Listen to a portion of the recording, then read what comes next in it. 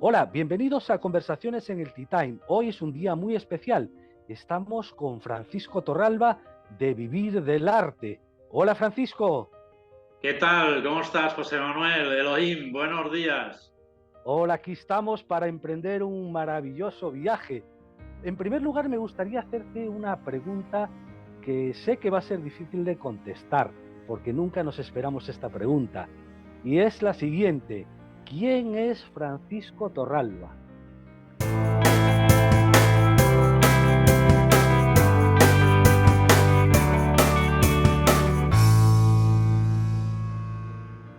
Bueno, una persona normal y corriente, pero que ha dedicado muy buena parte de su vida, ya son 39 años, al arte.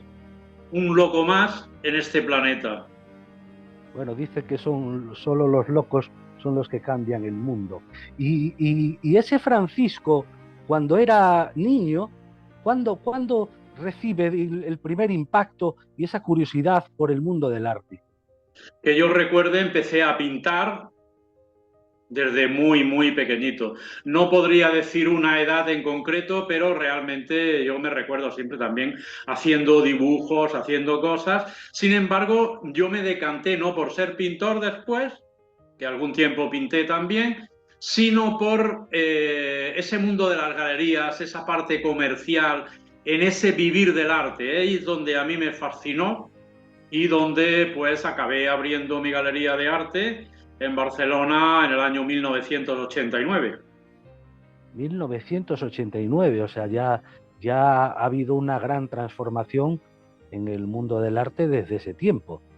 No había internet, tardaba mucho todavía en llegar, con eso te lo digo todo.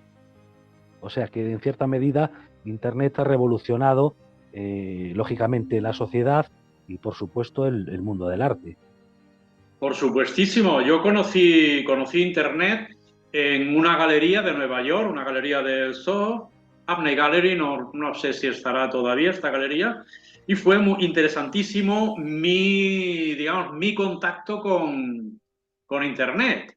El galerista, entonces había aquellos, no sé decir el año, pero bueno, era cuando estaba apareciendo internet y mucha gente habíamos oído hablar, pero no sabíamos bien lo que era, ni nadie imaginaba el potencial que iba a tener. Y como digo, con aquellos ordenadores grandes tenía uno de estos que eran como unos baúles, tú recordarás seguramente, muy grande, y yo en aquel tiempo iba mostrando la obra de los artistas con una carpeta. Lo que yo ahora digo que no se puede hacer, el artista, yo entonces lo hacía, que es diferente cuando lo hace el marchante, es algo diferente. Y mi sorpresa fue cuando vi las fotografías de los artistas en una pantalla. Yo quedé flipado allí completamente. Digo, esto es lo que yo quiero, yo necesito esto, pero más pequeño. Me estaba refiriendo a un ordenador portátil. Por supuesto, no tenía en aquel tiempo. Y el galerista me hace así como diciendo, espera, no has visto todo.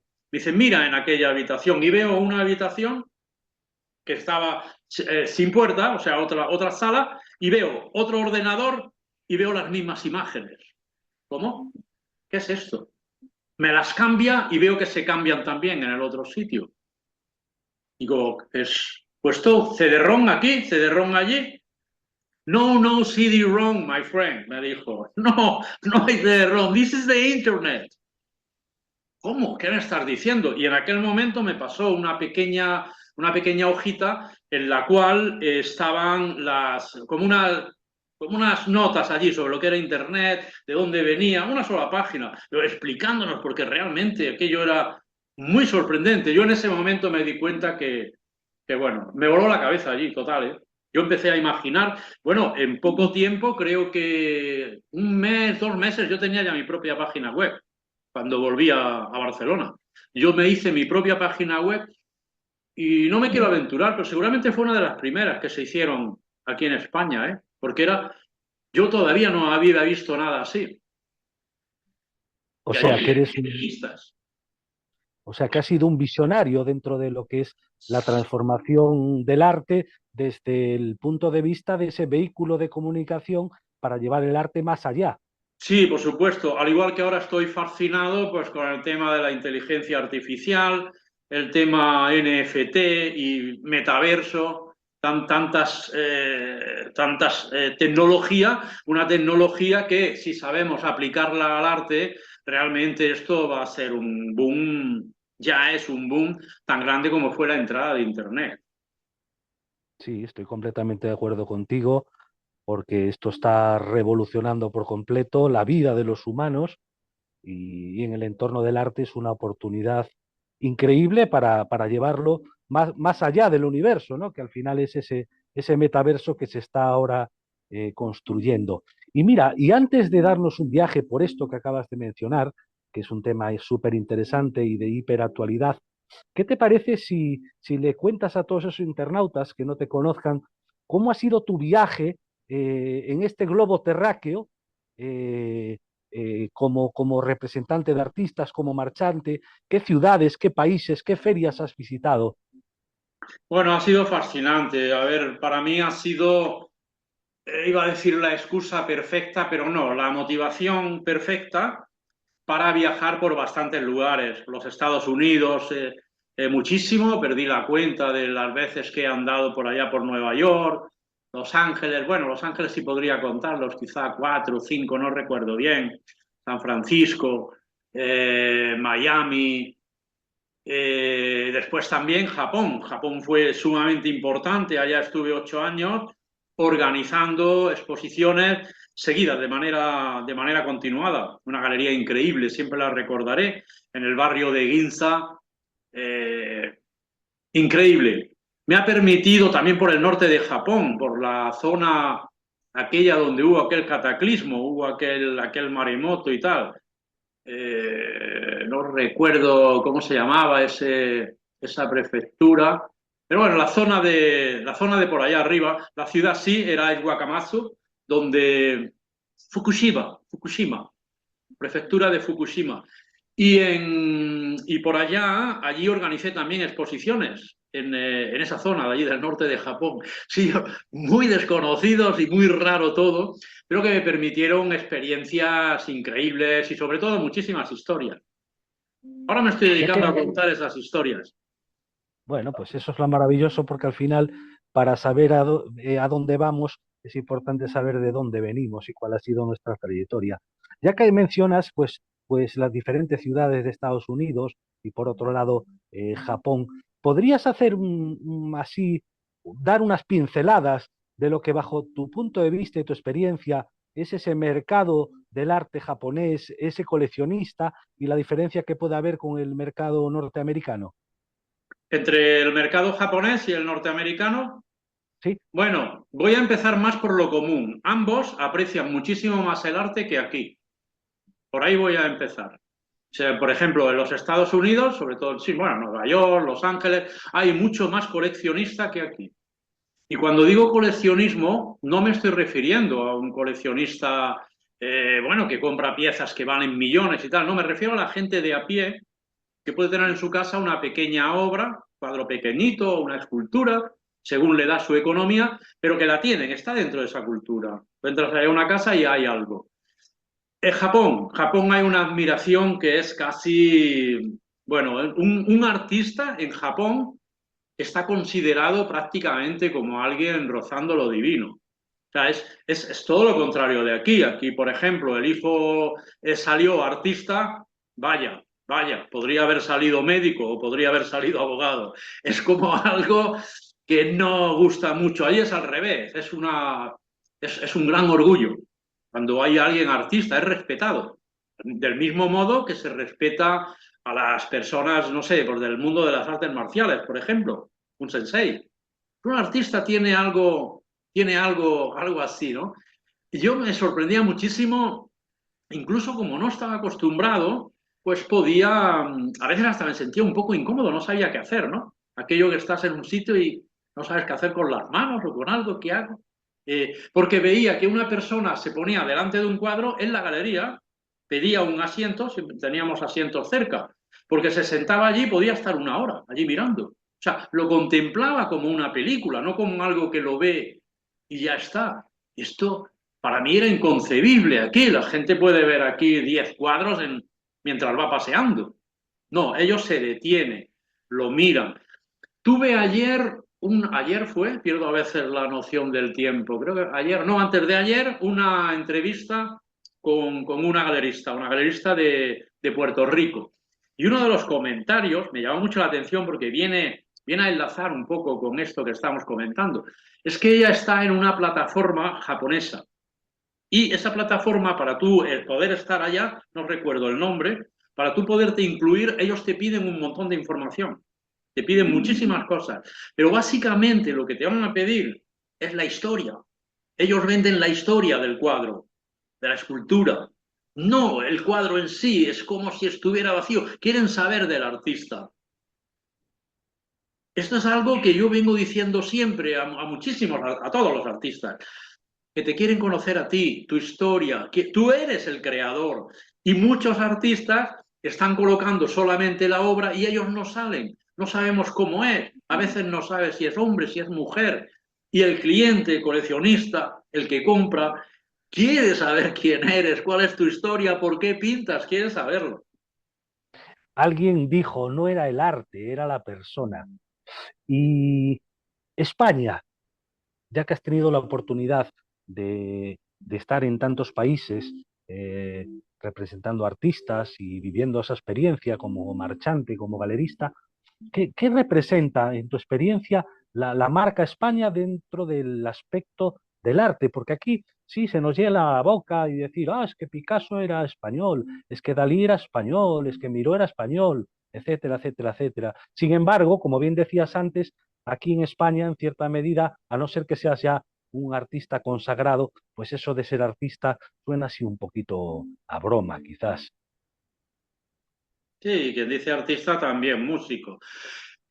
Por regla general, o sea, yo me he encontrado, por ejemplo, que estamos respetados la gente de fuera. No es tal como nos dicen, que parece como si fuéramos algo extraño. Yo me he encontrado cuando yo, por ejemplo, por Nueva York, cuando yo decía Barcelona, la gente, oh, qué bien, ¿no? Sí, sí, casi todos conocían. Y el arte español, no estoy hablando ya de Picasso ni nada, porque yo con esto no he tratado muy poquito, sino el arte de artistas españoles era valorado, era muy valorado, porque de hecho, yo, por ejemplo, en los stands, cuando montaba un stand, un booth, que le llaman allí, bueno, varios booths, por ejemplo, el Art Expo de Nueva York, llevaba un stand muy grande, y en ese stand a veces, bueno, siempre llevaba artistas, siempre era internacional, llevaba bastantes artistas españoles, pero llevaba después una ocasión. Recuerdo que solamente me habría faltado Oceanía para tener los 5 continentes.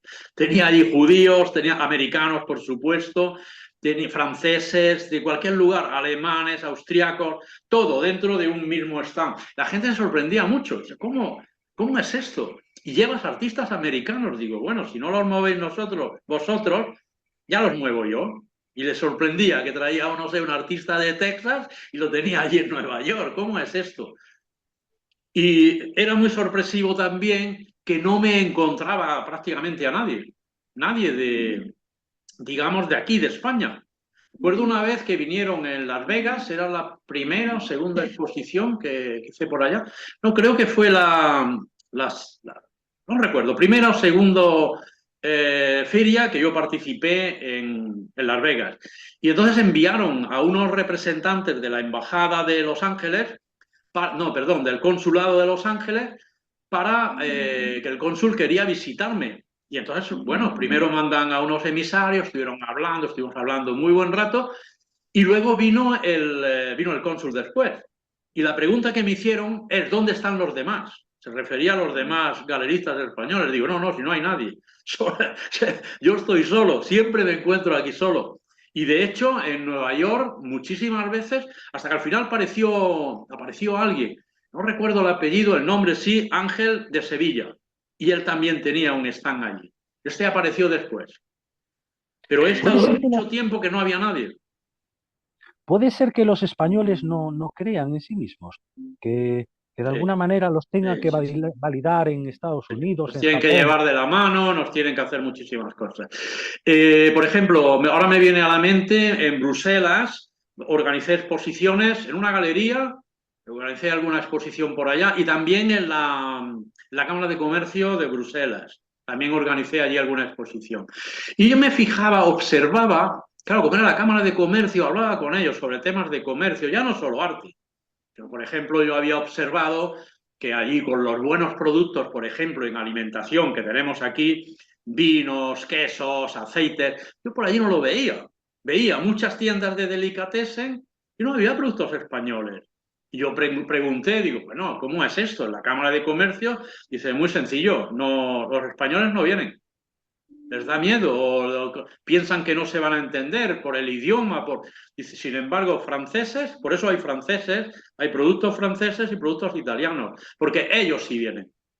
Hace mucho tiempo que están viniendo. Es la única razón por la cual no solemos movernos. Es muy raro alguien que se meta ahí a cruzar el mar o plantarse ahí en Japón. En Japón, por ejemplo, en la galería en Tokio, yo era el único, no solo, bueno, el único no japonés. No había ni ningún americano, o sea, ni marchantes, ni artistas, yo era el único. Todo el resto eran japoneses. Y yo pude entrar allá. Eso fue algo, era inaudito. Además se sorprendían, ¿cómo? Porque ellos tienen un mundo bastante suyo, los japoneses, se apoyan mucho entre ellos. Es alguien que no era de allá, es extraño. Sin embargo, estuve 8 años seguidos allí exponiendo, organizando exposiciones. Puede ser que en España, y esto es un poco extraño, ¿no? Es más en los tiempos en los que vivimos, que no nos sepamos vender bien, porque por ejemplo, dices Italia y es el gran referente de la moda, dices Francia, es el gran referente del perfume. Sí. Los Estados Unidos, a través de las películas, nos han hecho desear querer ir allí a sus ciudades. Y aquí, teniendo, como decía antes, unos referentes tan importantes en el mundo de arte, reconocidos a nivel internacional, no nos sabemos vender bien. Eso será el tema. Sí, no nos sabemos vender bien y también es una cuestión de valoración. No nos valoramos. Aquí durante mucho tiempo hay como algo ahí, como una especie de paradigma, que es como creer que lo de fuera es mejor.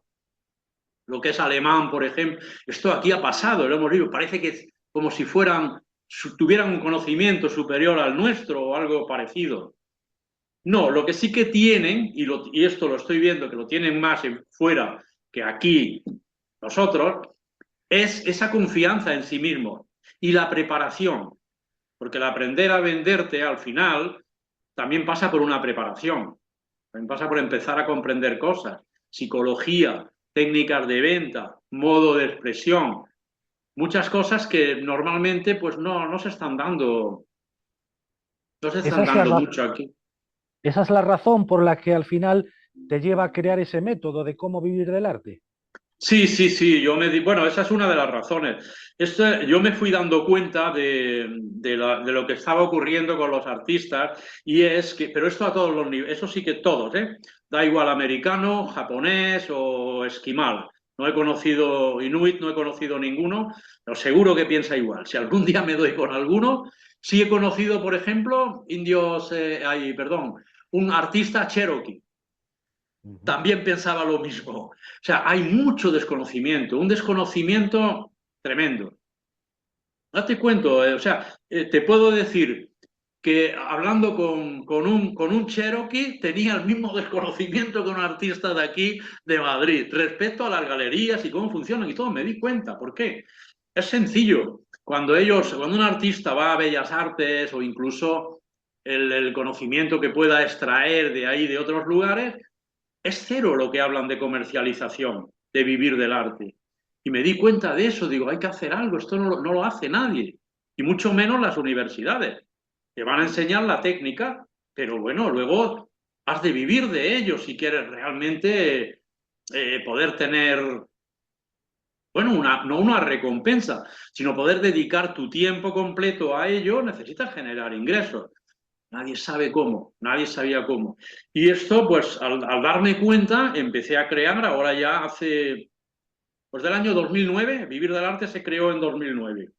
Y desde ahí empecé a elaborar unos sistemas y a rescatar todo aquello basado en la experiencia, lo que a mí me había ocurrido, qué ocurría en las ventas cuando estoy vendiéndole a alguien directamente.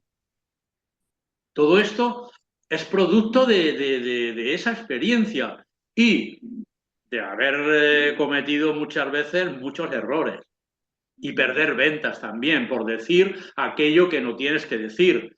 Después he ido afinando, afinando y me he dado cuenta de lo que funciona y lo que no funciona.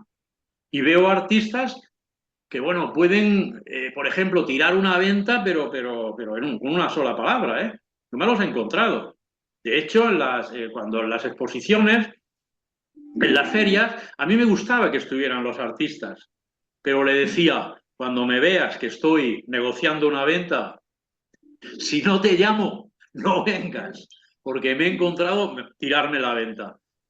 Psicología que no se tiene porque no se ha practicado, no se ha tenido en cuenta.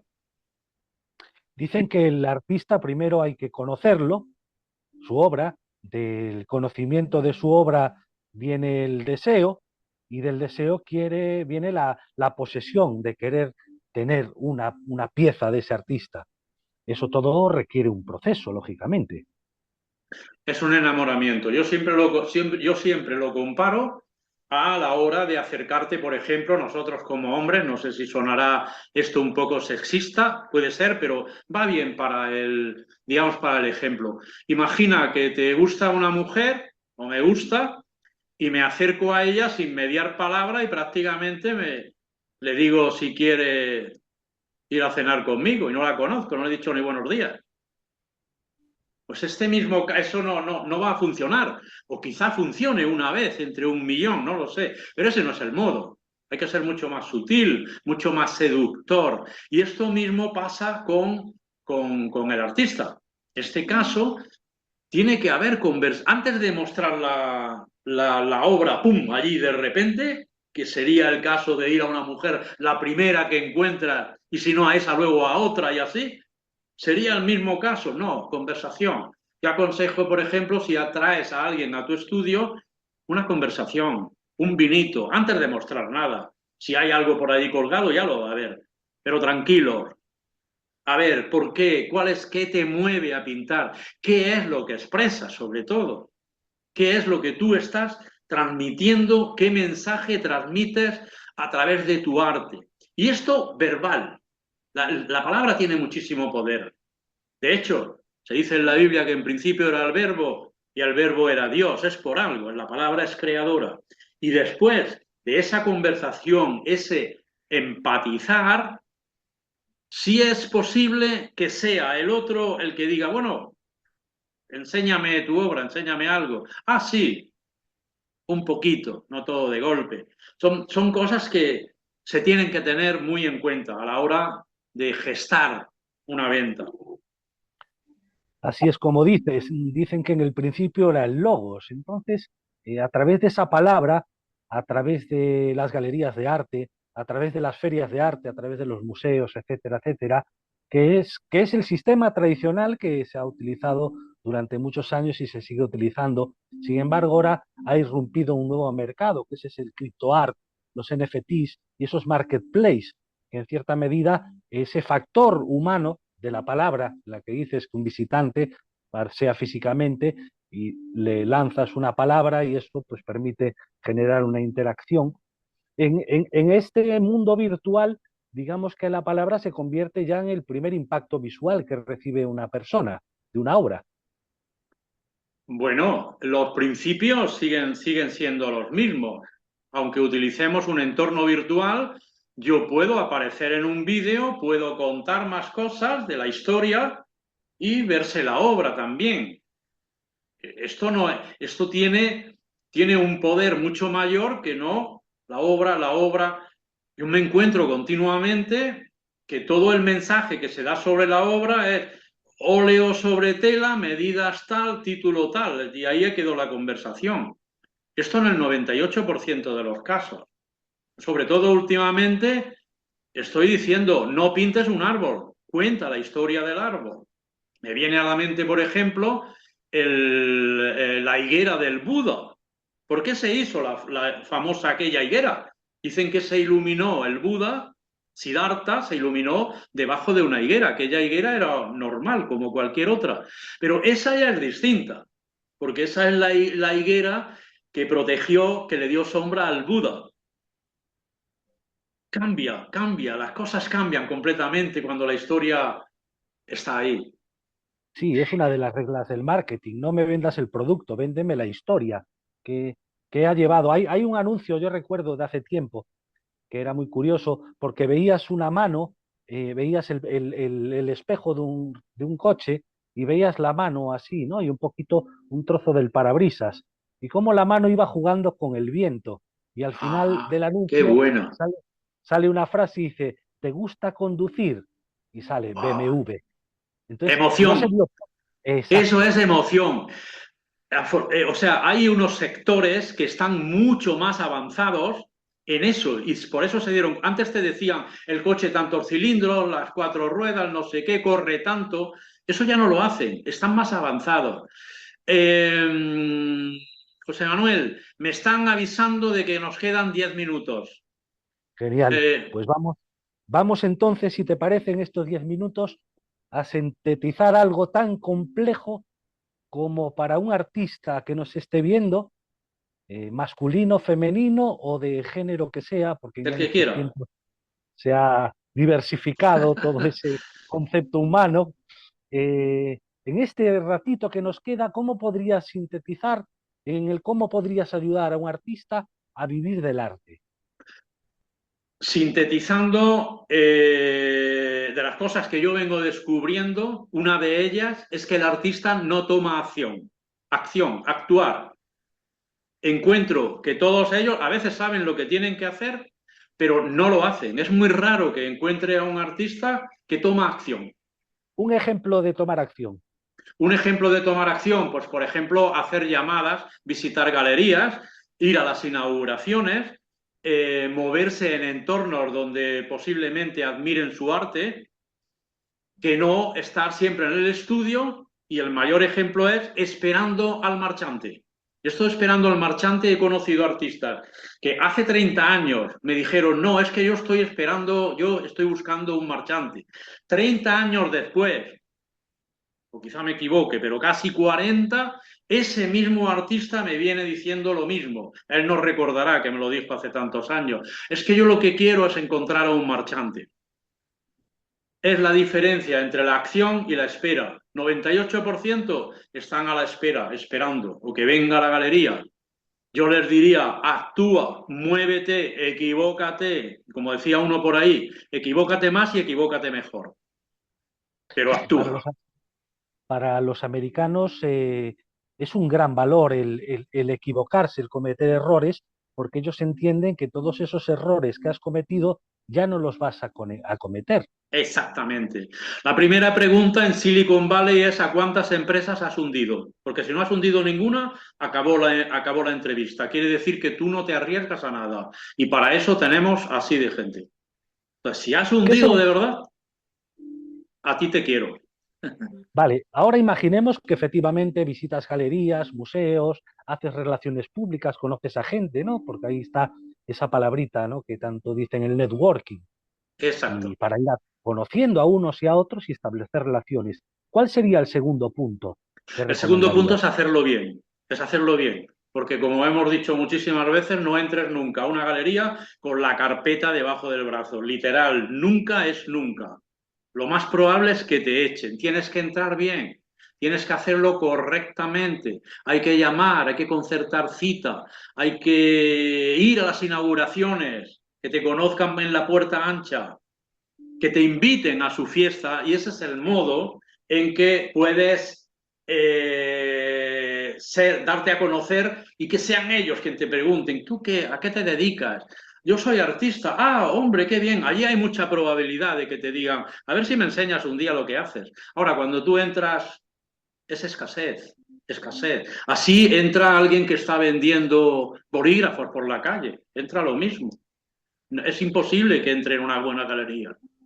Y vamos a regalarles un tercer punto para que así ellos después te puedan seguir en las redes sociales con los demás puntos y que puedan ya incluso pues contratar tus servicios para que tú les les guíes en ese camino de lo que es el contactar con su cliente final, que es el que le va a pagar por su arte. ¿Qué tercer punto podrías recomendarles a todos los internautas? Otro punto también importantísimo, el primero que se me ocurre ahora, seguro que hay algo más fuerte todavía, pero es la cultura artística. No hay cultura artística. O sea, es como si se viviera en una burbuja. Tiene que haber más contacto entre los artistas. Pues ese mundillo que antes se reunían en bares, que había los bohemios que llamaban, esto tiene que volver. Volverá con otra forma, pero es ese mismo networking que comentabas antes, para poder compartir conocimientos, para ver cómo le ha ido a uno, cómo le ha ido a otro, porque se está viviendo en un aislamiento muy grande. Y este aislamiento ocurre en Nueva York igual, ¿eh? Y si te parece bien, para terminar, ¿le podrías dar un mensaje a esos representantes de, en este caso, nuestro país, en España, que ellos tienen los medios para de alguna manera traspasar esa marca España dentro del mundo del arte y la cultura, llevarla más allá de las fronteras? Si tuvieras delante a alguno de ellos que tiene en sus manos, digamos, un bolígrafo que hace una firma y dice, pues vamos a llevar el arte más allá como se merece, ¿qué le Pues dirías? le diría que conozca el arte que actualmente hay. Y eso le va a abrir la mente para darse cuenta que hay artistas súper interesantes en este país que merecen ser llevados a otros lugares y participar, pues no sé, en esas bienales de Venecia, en otros lugares donde no tienen ningún acceso.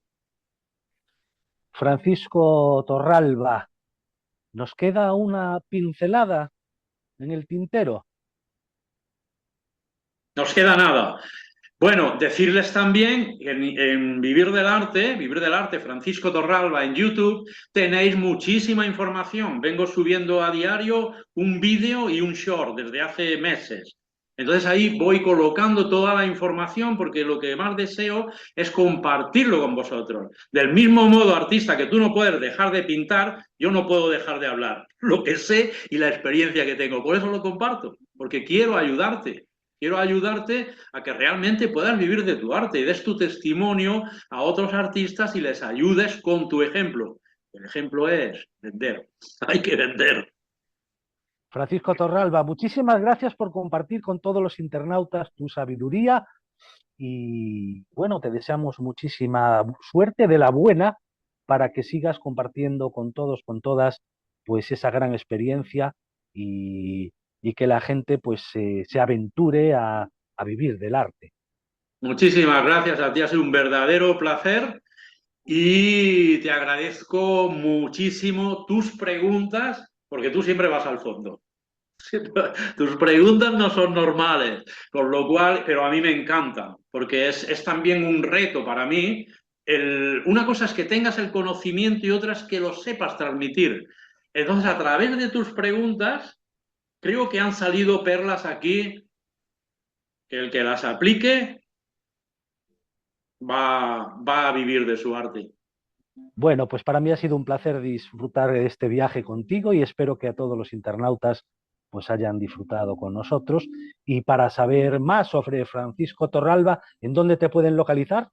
El canal de YouTube, Francisco Torralba, Vivir del Arte, Francisco Torralba. Allá lo podéis encontrar y es el mejor lugar porque ahí lo estoy depositando todo y hay informaciones prácticamente de todos los sectores que interesan para un artista que quiera vivir de su arte. Francisco, pues gracias, gracias, gracias por compartir tu sabiduría con nosotros y desde aquí, desde Conversaciones en el Tea Time, nos despedimos. Hasta la próxima. Muchísimas gracias, José Manuel, y quedamos hasta la próxima, esperando que sea pronto. Chao. Si crees que puedo ayudarte, da un primer paso. Envíame fotos o un link de tu obra a mi email vivirdelartebcn@gmail.com. Vivir del arte es fácil cuando sabes cómo hacerlo.